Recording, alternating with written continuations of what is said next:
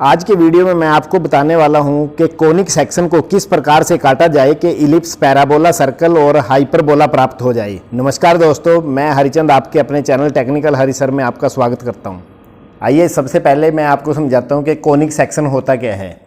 अगर हम किसी भी जो राइट एंगल ट्रायंगल होती है, मान लो ये कोई राइट एंगल ट्रायंगल है, अब हम इसको अगर चारों तरफ घुमा देंगे, मान लो ऐसे घुमा देंगे, तो ऐसे जो हमें आकृति प्राप्त होती है वो कोनिक सेक्शन होता है। अगर जो चारों तरफ घुमा देंगे इसको, तो ये जैसे मैंने बनाया हुआ है, तो ये शंकु है जिसको हम कोन बोलते हैं। अब हम इसको देख लेते हैं कि अगर जो इसको विभिन्न स्थितियों में काटा जाए तब हमें क्या प्राप्त होता है। तो सबसे पहले हम इसके परपेंडिकुलर, जो भी इसका एक्सिस है, इसके परपेंडिकुलर एक लाइन ड्रा करेंगे परपेंडिकुलर। तो ये इसका एक्सिस है। अब इसके परपेंडिकुलर लाइन ड्रा करने पर जो हमें सेक्शन प्राप्त होता है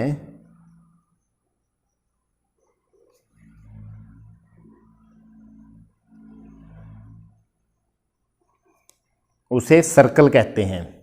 तो ये जैसे हमें ये सर्कल प्राप्त हुआ है,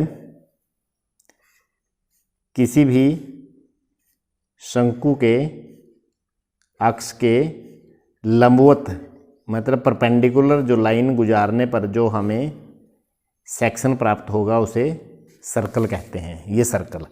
और अगर हम एक्सिस के साथ, जो इसका एक्सिस है, ये एक्सिस है, इसके साथ किसी न्यून कोण पर, न्यून कोण का मतलब है कि 90 डिग्री से कम, जैसे ये परपेंडिकुलर है, ये यहाँ से कोई भी न्यून कोण पर अगर हम लाइन गुजारेंगे ऐसे,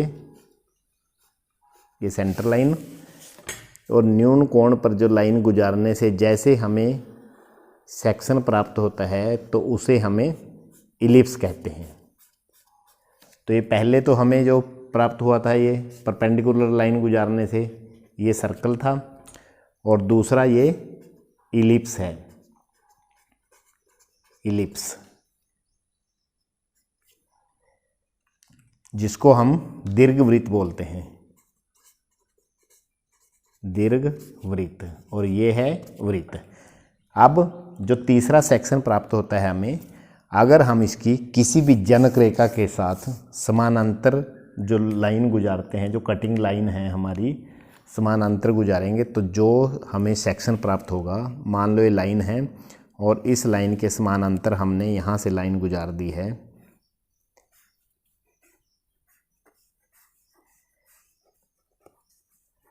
तो इस प्रकार जो हमें सेक्शन प्राप्त होगा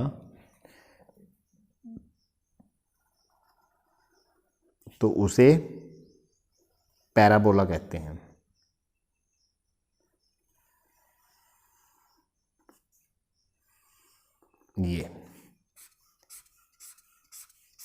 ये जो इसकी लाइन है, ये किसी जनक रेखा के साथ, जो इसकी ये कंस्ट्रक्शन लाइन है इसकी कोण की, उसके समानांतर होनी चाहिए, चाहे इसके समानांतर इस साइड हो, चाहे इसके समानांतर इस साइड हो। तो ऐसे जो हमें प्राप्त होता है वो पैराबोला होता है, जिसको हम परवलय कहते हैं। इसके बाद हम हाइपरबोला की कंस्ट्रक्शन देख लेते हैं कि हाइपरबोला हमें किस कंडीशन में प्राप्त होता है। जैसे हमारा एक्सिस है, ये एक्सिस है, अगर हम इसके थोड़ा सा इंक्लाइंड में या थोड़ा सा इससे कम एंगल लेंगे, तो जैसे ये ऐसे है, और अगर इससे हम थोड़ा सा कम एंगल लेंगे और फिर हम इसके इसी एंगल के अनुसार कटिंग करेंगे इसकी, तब हमें जो सेक्शन प्राप्त होगा तो उसे हाइपरबोला बोलेंगे, अति परवलय। तो ये क्या है? हाइपरबोला, अति परवलय। तो ये बेस के ऊपर मैंने दिखाया है इनको, पैराबोला को और हाइपरबोला को। तो अब हमें कितनी चीज़ों का पता लगा इससे, सबसे पहले तो हमें सर्कल का पता लगा कि उसके एक्सिस के जो परपेंडिकुलर गुजारने पर, उसके बाद दीर्घवृत्त का जो इलिप्स होता है कि उसके अक्ष के साथ किसी न्यून कोण पर, एक्यूट एंगल पर, जब हम एक्यूट एंगल इस एक्सिस के साथ बनाते हैं जो हमें कटिंग प्लेन प्राप्त होता है वो इलिप्स होता है। और अगर हम किसी इसकी शंकु की जो जनक रेखा है इसके साथ, जो इसकी स्लैंट लाइन होती हैं, इसके साथ जब हम कोई समानांतर लाइन पे कटिंग करते हैं तो उससे पैराबोला प्राप्त होता है। और अगर हम इस एक्सिस के साथ किसी इंक्लाइंड एंगल पर, इस एक्सिस से थोड़ा कम एंगल पर, चाहे इस साइड में हो चाहे इस साइड में हो, जब भी हम कोई आकृति बनाते हैं या कटिंग करते हैं इसकी, तो वो हाइपरबोला होता है।